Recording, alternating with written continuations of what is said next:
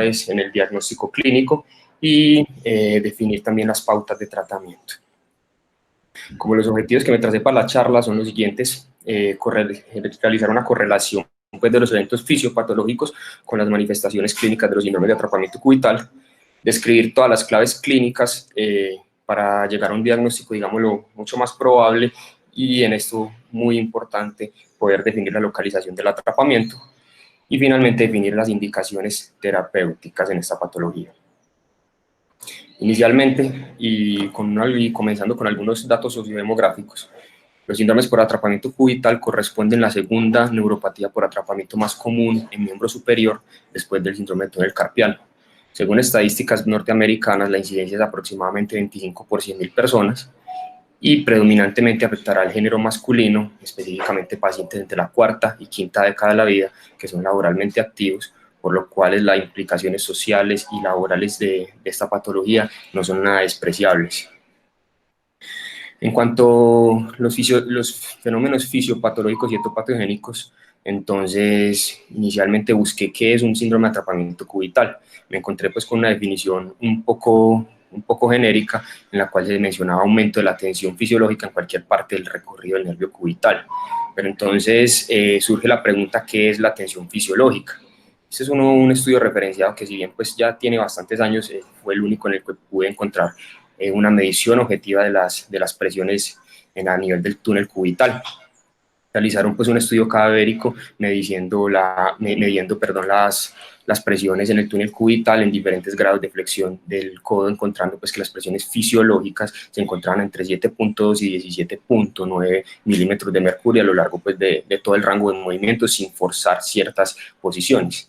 Sin embargo, cuando los autores realizaron una abducción del hombro y una extensión de la muñeca, encontraron que las presiones alcanzaban picos máximos hasta de 45 milímetros de mercurio. Por lo tanto, y extrapolando los datos específicamente del síndrome de atrapamiento del mediano, vemos que las presiones por encima de 30 milímetros de mercurio aumentan sustancialmente pues, la presión intraneural, y el daño neurológico es mucho más probable. Entonces, teniendo en consideración pues, esas posiciones en las cuales aumentan notablemente las presiones, tenemos que existen ciertas poblaciones de riesgo que por su labor, que por sus actividades cotidianas, van a tener mucha más probabilidad de desarrollar atrapamientos del túnel cubital. Específicamente serán las personas con movimientos ya sea estáticos o repetitivos y de flexiones forzadas del codo, y la probabilidad aumenta muchísimo más en aquellos pacientes que están expuestos, además de los movimientos repetitivos, a movimientos vibratorios como los trabajadores pues, en construcción. En cuanto a algunos aspectos anatómicos del túnel cubital, tenemos en cuenta que es una estructura que tiene una vulnerabilidad anatómica bastante importante, específicamente para compresiones externas, ya que a la altura pues, y alrededor del codo, el nervio va a estar prácticamente subcutáneo, solo cubierto por ciertos repliegues faciales, que lo hacen muy vulnerable a compresiones externas y traumas directos en esta región. Adicionalmente, como lo muestran pues, los diferentes estudios, existen cambios súbitos de presión, específicamente con flexiones por encima de 90-100 grados, que hace evidente la disminución del área de sección del túnel cubital hasta 40% cuando se realiza una flexión forzada, lo que también lo va a someter a cargas de tensión constantes pues, con actividades muy cotidianas. Existen ciertas particularidades anatómicas que, digamos, se presentan específicamente con uniones y anastomosis nerviosas a nivel del antebrazo y de la mano, la cual se llaman las anastomosis de Martin-Gruber entre el nervio mediano y el nervio cubital, cual emerge pues una rama a nivel del antebrazo, lo que puede generar pues diferentes hallazgos clínicos y que pueden ser algo discordantes, por lo cual, si bien pues son variantes anatómicas que son raras, se deben tener en mente. Existe también una variante anatómica denominada Marinacci o Martin-Gruber reverso, en la cual ya la anastomosis emerge desde el nervio cubital hasta la rama interósea anterior pues, del nervio mediano, por lo cual pues, estos pacientes, incluso en atrapamientos de nervio cubital, pueden tener algún déficit de los músculos inervados por esta estructura. A nivel de la mano existen también ciertas variantes, específicamente la de Ritchie-Cano, en la cual la rama palmar recurrente del nervio mediano genera una anastomosis con la rama palmar profunda del nervio cubital, afectando pues también igual la inervación de la musculatura intrínseca cubital. Haciendo un recorrido anatómico y empezando pues de los sitios de potencial compresión del nervio cubital, tenemos pues que es una estructura que emerge del cordón medial del plejo braquial, a su vez compuesto por las raíces de C8, T1 y ocasionalmente de C7. A nivel pues, de la fosa axilar va a viajar acompañado de la arteria braquial por la cara medial del brazo, y aproximadamente en el tercio medio distal va a emerger pues, del septo intermuscular medial hacia el compartimento posterior del brazo, anterior a la vientre medial del tríceps y posterior al septo intermuscular medial. Esta zona, digamos que es una zona de atrapamiento demasiado infrecuente, por lo cual pues, la mayoría de textos no hace hincapié pues, en dicha área topométrica. La área, pues digamos que puede volverse ya clínicamente relevante a nivel del brazo, es la estructura denominada la arcada de Struders, que es un repliegue facial que comunica el septo intermuscular medial con el vientre medial del tríceps. Si bien es bastante infrecuente que se genere una compresión idiopática a este nivel, es importante tenerlo en cuenta, sobre todo en pacientes que ya han sido sometidos a transposiciones o intervenciones previas en las cuales esta estructura puede convertirse en un sitio de tratamiento secundario. Recorriendo ya más hacia distal, el septo intermuscular medial es otra de las estructuras que también es infrecuente que genere un atrapamiento idiopático, y también se debe tener en cuenta pacientes con intervenciones previas. Llegamos acá a lo que se denomina el ligamento o la arcada de Osborn, el cual es un repliegue facial que va a unir el epicóndilo medial y el olecranon. Es la zona geográfica, no sé si está viendo, es la zona que anatómicamente corresponde a la principal sitio de compresión. Anatómicamente, les pido disculpas, hay de pronto un error con la imagen que no está cargando pues adecuadamente. Es el sitio anatómico en el cual se genera la principal compresión del nervio cubital alrededor del codo, y es una estructura que está delimitada por estas referencias anatómicas. El nervio va a estar ubicado hacia su región anterior por el epicóndilo medial, hacia su pared posterior está delimitado por el olecranon. El piso del túnel cubital va a estar delimitado por el complejo ligamentario medial del codo, y el techo va a estar delimitado por la fascia de Osborn. Esta fascia, descrita inicialmente pues, en 1890, es un repliegue de aproximadamente 2 centímetros de longitud y con un grosor de 0.15 milímetros, que va a restringir notoriamente pues, el movimiento del nervio cubital pues, a la altura del surco retroepicondilar medial. Recorriendo hacia distal, tenemos que la estructura de potencial compresión posterior al túnel cubital es la poneurosis del flexor carpi ulnaris. Es una estructura, pues también un repliegue facial en la cual se genera una unión entre ambos vientres musculares, tanto el humeral como el ulnar, y un poco distal a ella también se pueden generar compresiones específicamente en la fascia del flexor digital profundo a la altura del cuarto y quinto dedos. El sitio de compresión distal que podemos encontrar en el nervio cubital es el canal de Guyon. En esta estructura anatómica toca hacer una aclaración bastante importante, porque los textos guías pues, refieren siempre a un túnel cubital, el cual es alrededor del codo, y un síndrome de túnel ulnar, el cual hace referencia pues, al canal de Guyon. Es una estructura que tiene un recorrido de aproximadamente 4.5 centímetros, la cual pues su porción más proximal está dado por el ligamento volar carpal, y su porción más distal por la fascia poneurótica de la musculatura hipotenar. La pared más cubital va a estar dada por el músculo, por los ligamentos piso amatales, piso metacarpianos y por el hueso piriforme, y la región más medial por el gancho pues, del amatal. Esta región se genera una bifurcación pues, del nervio cubital en ramas, tanto palmar profunda como palmar superficial, la cual puede generar pues, compresión en distintas zonas que más adelante vamos a caracterizar. Existen agentes que pueden generar una compresión externa y que siempre se deben tener en cuenta pues, en el enfoque inicial de estos pacientes, y sobre todo indagar por traumas y cirugías previas alrededor del codo, específicamente pacientes con interposición de material de osteosíntesis pueden generar irritación neuropática alrededor del surco retroepicondilar.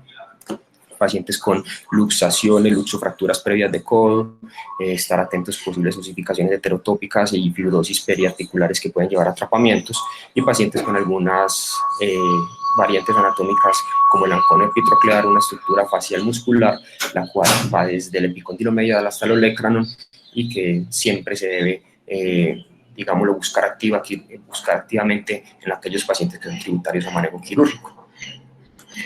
Existen algunas otras variantes anatómicas, ya sea postraumáticas, constitucionales, que pueden someter el nervio a mayor tensión, como sería el cúbito valgo, pacientes que durante su niñez sufrieron lesiones supracondilias, fracturas de cóndilo humeral, en la cual el ángulo de carga está pues mucho más aumentado y la tensión en el surco retroepicondilar medial se aumenta muchísimo hacia el nervio cubital.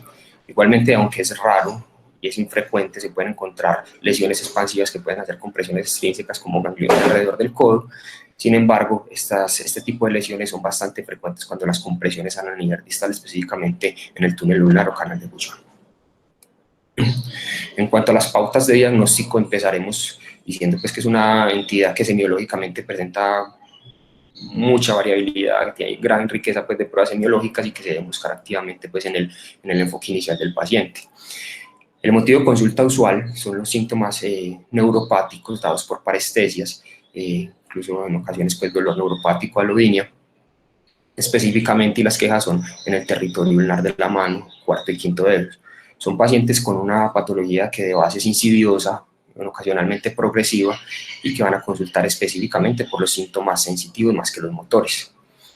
Aunque usualmente no contamos con ciertas herramientas para poder objetivar el compromiso sensitivo, es importante en estos pacientes poder realizar una discriminación de 2 puntos entre el cuarto y el quinto dedo, y aquellos que tienen una discriminación a más de 5 milímetros siempre se debe estar atento por un compromiso sensitivo avanzado.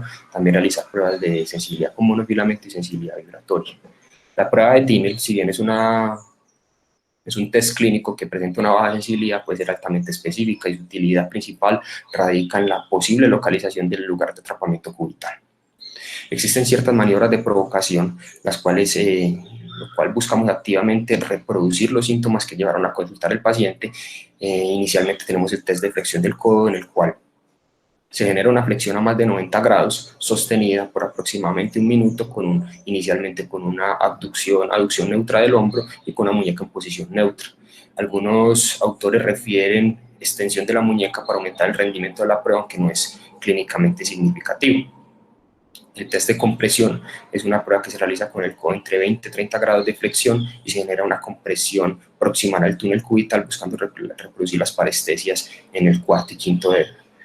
Cada una por separado, digamos que tienen unas sensibilidades que son moderadas a bajas. Sin embargo, cuando se realiza pues una evaluación combinada, la sensibilidad y la especificidad sube a más del 90%, por lo cual pues es una entidad que más que un diagnóstico certero, es un diagnóstico probabilístico, y cada prueba, digamos, lo que va haciendo sumatoria y aumentando pues la probabilidad de padecer la entidad. En cuanto a la fuerza muscular, es importante poder determinar de forma objetiva si el paciente tiene una disminución en la función, específicamente de la musculatura intrínseca y en los flexores profundos del cuarto y quinto dedo.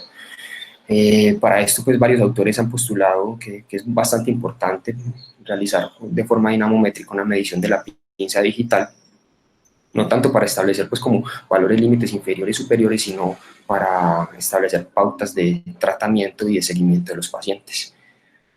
El test de Fromen es casi que considerado una prueba patognomónica de neuropatía ulnar, en el cual se le pide al paciente que con una aducción entre el primer y segundo dedo realice una tracción sostenida de una hoja de papel. El examinador intentará retirar la hoja de papel, y aquellos pacientes en los que se presente una neuropatía ulnar con una debilidad del aductor del pulgar, compensatoriamente para evitar pues, el retiro de la hoja, van a generar una flexión de la interfalángica del pulgar, lo que comprendería ya un test de Fromen positivo. Existen otras pruebas, como el scratch test, en el cual el examinador pide al paciente que se realice una rotación externa contra presión. En un segundo paso va a generar un rascado hacia la región del túnel cubital, y en un tercer paso nuevamente genera una rotación externa contra presión, evidenciando pues una debilidad de la extremidad comprometida. No está pues como muy claro los mecanismos fisiopatológicos que pueden llevar al resultado de esta prueba. Sin embargo, parece más un arco de inhibición refleja debido a la alodinia generada por el rascado en la región del túnel cubital. Muchos autores pues debaten la utilidad de este test. Sin embargo, pues los valores predictivos positivos reportados en la literatura son bastante buenos. Existen otros hallazgos Existen otros hallazgos que pueden ser tardíos, en los cuales el paciente ya va a consultar específicamente por signos de denervación y atrofia muscular. Estos son básicamente, y los más notorios serán la atrofia del primer espacio interóseo y la imposibilidad de generar un entrecruzamiento de los dedos por debilidad de la musculatura intrínseca. Este es el denominado el signo del crossfinger positivo, en el cual el paciente por debilidad de los interóseos, tanto palmares como dorsales, va a ser incapaz de entrecruzar y se considera pues que es una prueba que es tardía y que el paciente posiblemente tenga un daño axonal y una neuropatía avanzada. El signo de Jane es otra de las pruebas en las cuales compensatoriamente el paciente para realizar una pinza en forma de O y evitar la sustracción de una hoja de papel va a generar una hiperextensión de la metacarpofalángica del primer rayo. La inestabilidad cubital es un tema que ha sido bastante debatido, sin embargo, pues en el abordaje clínico inicial se debe buscar de forma activa. Acá vemos en el video pues una inestabilidad que es bastante notoria, un paciente pues que tiene una luxación completa pues del nervio cubital a nivel del túnel cubital. Sin embargo, pues varios estudios han intentado determinar cuál es el valor y la asociación de esta inestabilidad en cuanto a la aparición de neuropatía. Esta es una revisión retrospectiva en la cual se realizó un examen clínico con pacientes netamente sanos, sin ningún tipo de síntoma compresivo, y encontraron que el 16% de la población podría presentar luxaciones incompletas y no encontraron ningún tipo de asociación con neuropatía. Sin embargo, y les menciono que se buscará activamente es principalmente en aquellos pacientes en los cuales son candidatos quirúrgicos, ya que la inestabilidad cubital en ellos va a hacer tomar pues, como ciertas decisiones un poco más acertadas en cuanto al manejo final. Existen claves clínicas y quizás esto es lo más importante del enfoque clínico inicial que nos permitirá localizar el potencial nivel de compresión a nivel del miembro superior. Anatómicamente y hacia la región del tercio distal del antebrazo, el nervio ulnar, del nervio ulnar emergerán dos ramas, la rama dorsal cutánea y la rama palmar cutánea, que es un poco más variable, presente solamente en el 58% de las personas, en las cuales pues dan inervación sensitiva a toda la región hipotenar palmar y la región dorsal pues, de la mano. Por tanto, aquellos pacientes que se presenten con síntomas sensitivos en las áreas descritas hacen pensar que las compresiones son proximales al canal de Guyon y por probabilidad lo más certero es que sean el túnel cubital. Igualmente, pues con la evaluación de la fuerza muscular, aquellos pacientes que presenten compromiso de la flexión interfalángica distal del cuarto y quinto dedo nos indica que las compresiones son proximales al canal de Guyon. Existe pues lo que se denomina la paradoja ulnar, en la cual la mano engarra, que es evidente por la debilidad de los lumbricales del cuarto y quinto dedos, es mucho más acentuada cuando las compresiones son distales, o el daño neurológico se presenta pues cercano al canal de Guyon de distal a él. Esto tiene su explicación fisiopatológica en que el tono de la musculatura extrínseca, principalmente los flexores del cuarto y quinto dedos, es mucho mejor pues, en las compresiones, en las lesiones distales, por lo tanto pues la deformidad es mucho más notoria.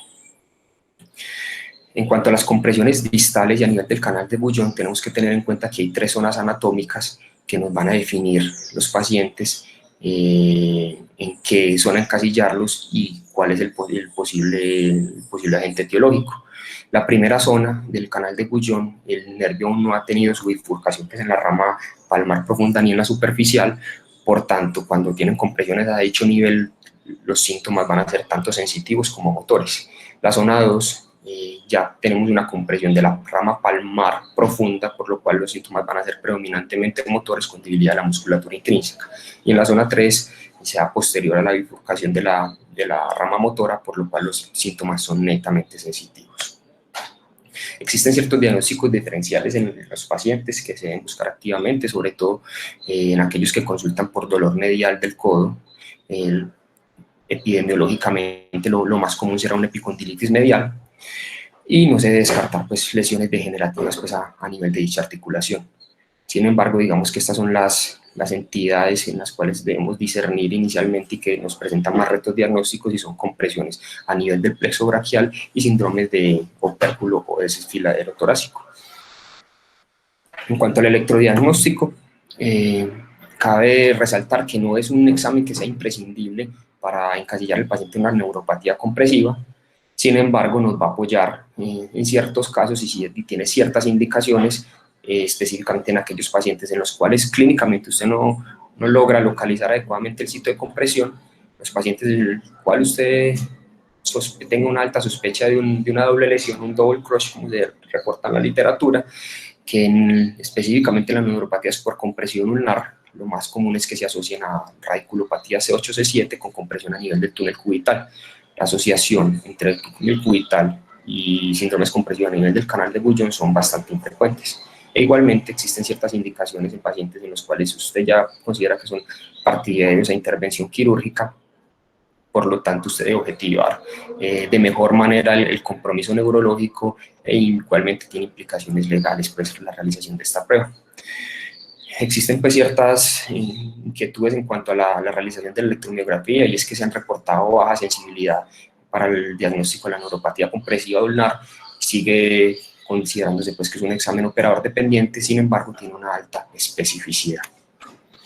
Estos son los valores y los puntos de corte que se han establecido para determinar el lentecimiento de las velocidades de conducción entre dos puntos, específicamente menor de 50 metros por segundo, y cuando usted lo hace con respecto a la extremidad contralateral sana o entre el sitio potencial de atrapamiento, presenta una caída de más de 10 metros por segundo en las velocidades de conducción.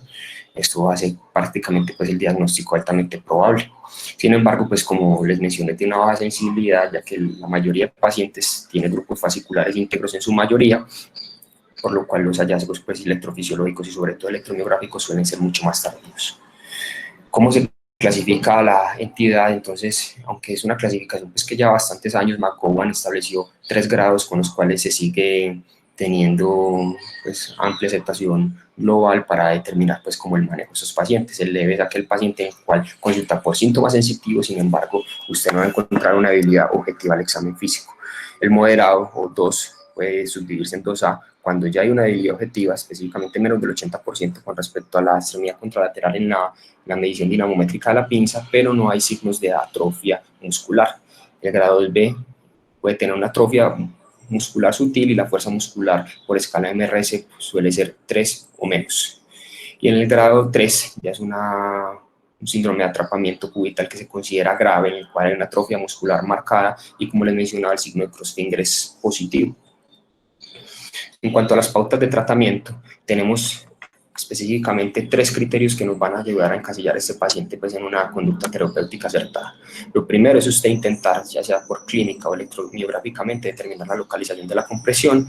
Segundo, clasificar el paciente según la intensidad de los síntomas. Y nunca olvidar que existen pues, compresiones externas y, como les mencioné previamente, son mucho más comunes a nivel del canal del Guyon. Manejo conservador. ¿Quiénes son partidarios de manejo conservador? Aquellos pacientes que específicamente los McGowan o tipo 1 o los que presentan síntomas leves, algunos también pues encasillan en este grupo los pacientes con síntomas moderados, siempre y cuando haya ausencia de compresión extrínseca a nivel pues, de los potenciales sitios de atrapamiento. En cuanto al manejo conservador, existen 3 pilares fundamentales. El primero será el manejo ortótico. El objetivo fundamental de este manejo será inmovilizar el codo por debajo del arco de movilidad que genera el aumento de la presión en el canal cubital. Estos son pues como uno de los ejemplos de las ortesis que comercialmente se pueden encontrar. Usualmente se posiciona al paciente en un ángulo de 45 grados y también se reporta en la literatura, digamos que unos medios un poco más artesanales para inmovilizarlo, sobre todo los pacientes pues, con síntomas predominantemente nocturnos, lo que se llama pues como la inmovilización con toalla. La modificación de actividad es otro de los parámetros importantes y los pilares del manejo conservador, en lo cual pues, el paciente va a evitar todo lo que genere compresión extrínseca y movimientos repetitivos de flexión por encima de 45 grados, y las terapias de deslizamiento pues, que buscan mejorar, por decirlo así, la expulsión del nervio en los lugares potenciales de atrapamiento. ¿Cuál es la evidencia del manejo conservador? Esta es, digamos, la revisión que se cita más frecuentemente en la literatura, en la cual revisaron pacientes con túnel cubital leve a moderado y se les aplicó una ortesis nocturna más modificación de la actividad de la vida diaria por 3 meses. Ellos encontraron un seguimiento de 15 a 32 meses que el 88% de los pacientes mejoraron, específicamente para los puntajes Quick Dash SF12 y la pinza de agarre digital, por lo cual pues ellos consideran que este es, digamos, como la estrategia inicial de tratamiento en esta población de pacientes. Sin embargo, y hay que hacer la salvedad, y sobre todo en nuestro medio, ellos presentaron una alta adherencia al tratamiento e incluso pues a la actividad de modificación de la vida diaria, por lo cual pues la tasa de éxito está directamente relacionada con la adherencia al manejo. Quienes potencialmente no van bien con el manejo conservador son específicamente aquellos pacientes que tengan litigios laborales y en los cuales usted posiblemente no va a lograr impactar las modificaciones de la vida diaria, o simplemente por cuestiones laborales no es posible realizar pues como la modificación de las conductas que generan las mayores compresiones cubitales. En cuanto al manejo quirúrgico, existen pacientes que de entrada son partidarios de una descompresión quirúrgica, que son los que se presentan con síntomas graves, y esto es casi que un sinónimo de atrofia muscular intrínseca. Aquellos pacientes que se presenten con esto son partidarios inicialmente a cirugía. Los pacientes que, a pesar del manejo conservador y que a pesar de tener una buena adherencia, persisten o empeoran los síntomas luego de 3 a 6 meses de seguimiento, y siempre tener en cuenta que cuando usted sospecha un síndrome de túnel ulnar o compresión del canal de Guyon, descarte lesiones ocupantes, especialmente gangliones. En cuanto a las opciones quirúrgicas, tenemos 3 pilares fundamentales. La primera es la descompresión in situ, en la cual no se modificará la posición del nervio con respecto a su anatomía nativa. La transposición, en la cual ya se modifica la posición del nervio en cuanto a el surco retroepicondilar medial. Y la epicondilectomía es otra de las técnicas quirúrgicas. Las tendencias actuales, estos son pues como datos de Norteamérica, en las cuales muestra que hasta la década de los 90 era casi repartido por mitades realizar descompresión in situ y transposiciones nerviosas. Sin embargo, pues la transposición es una técnica que ha caído un poco más en desuso en los últimos años, con los pacientes son mucho más selectos, y hoy por hoy la descompresión in situ es casi el pilar o el gold estándar de tratamiento quirúrgico en estos pacientes. Como principios quirúrgicos hay que tener en cuenta 3 pilares fundamentales, y es que se deben liberar todos los sitios posibles de compresión anómala, esto específicamente y en los pacientes que pueden tener dobles lesiones. Siempre preservar la vascularización.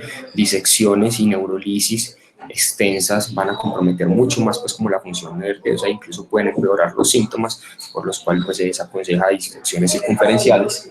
El nervio posterior a la descompresión debe quedar estable, pues ya sea en su posición nativa o ya sea en su transposición, para evitar recurrencia de los síntomas. La descompresión in situ, entonces la primera palabra es hasta dónde descomprimir y qué tanto debo extender mi abordaje. Entonces, usualmente son pacientes que la incisión cutánea pues suele ser limitada entre 4 y 5 centímetros, sin embargo, como el síndrome de túnel cubital es el más común, entonces siempre se deben descomprimir todos los sitios potenciales de atrapamiento alrededor del codo, esto incluyendo pues la aponeurosis del flexor carpi ulnaris, y algunos mencionan llegar pues hasta la arcada de Struders. Existen errores frecuentes que se deben abolir en el manejo quirúrgico, las descompresiones in situ, y es especialmente realizar descompresiones muy limitadas en las cuales usted preserva la aponeurosis del flexor carpi ulnaris y los otros posibles sitios de compresión alrededor del codo.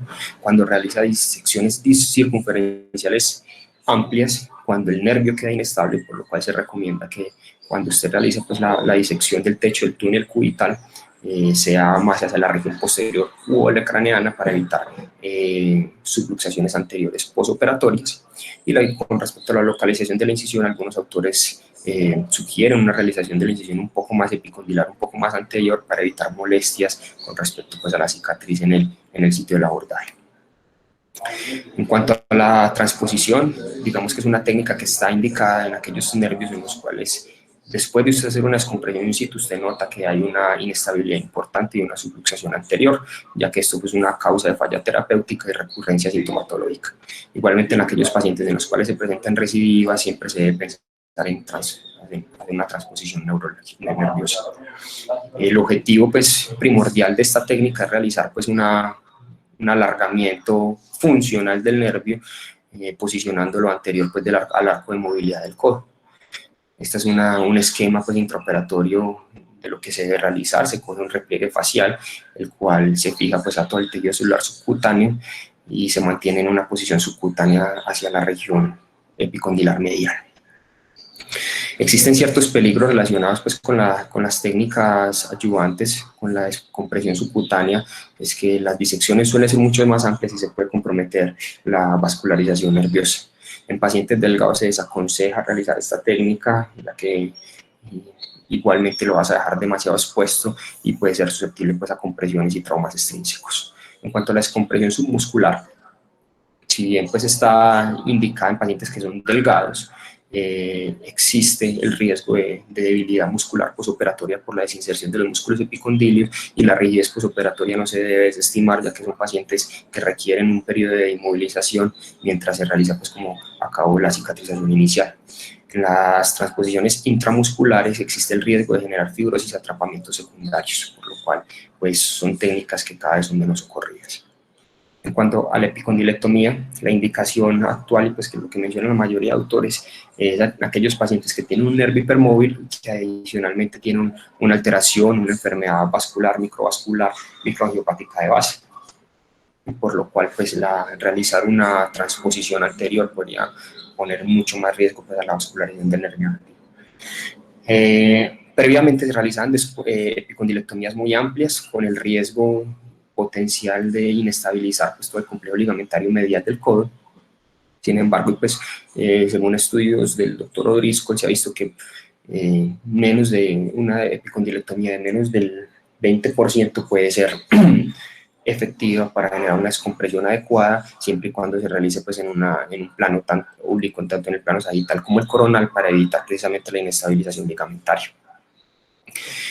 Cuando se comparan las intervenciones a la luz pues, de la evidencia actual, existen revisiones de Cochrane, en las cuales mencionan que no existen diferencias significativas en cuanto a la mejoría clínica, pero sí pueden existir más complicaciones posoperatorias en las técnicas de transposición y epicondilectomía. Por tanto, la balanza se inclinará por la técnica menos mórbida, que es la descompresión in situ y que se considera hoy como el gold estándar. En cuanto a las descompresiones en el canal de Guyon, siempre tener en cuenta lo que les había mencionado. Usualmente se deben a causas secundarias, gangliones específicamente en zona 1 y zona 2, y en zona 3 no olvidar aneurismas pues, de la arteria cubital que pueden generar compresión de la rama sensitiva. Siempre descomprimir las tres zonas mencionadas y realizar una exploración vascular intraquirúrgica para descartar como malformaciones que puedan generar compresión extrínseca. Esto es una propuesta pues, de un posible algoritmo de enfoque de manejo. Un paciente que se presente con síntomas sugestivos de neuropatía compresiva, descartar siempre alguna causa externa. Posteriormente miremos si el paciente presenta algunos signos avanzados de inervación, como lo es la atrofia muscular interósea. Si el paciente tiene estos hallazgos, realizar una electromiografía y considere que es partidario de una descompresión quirúrgica de entrada.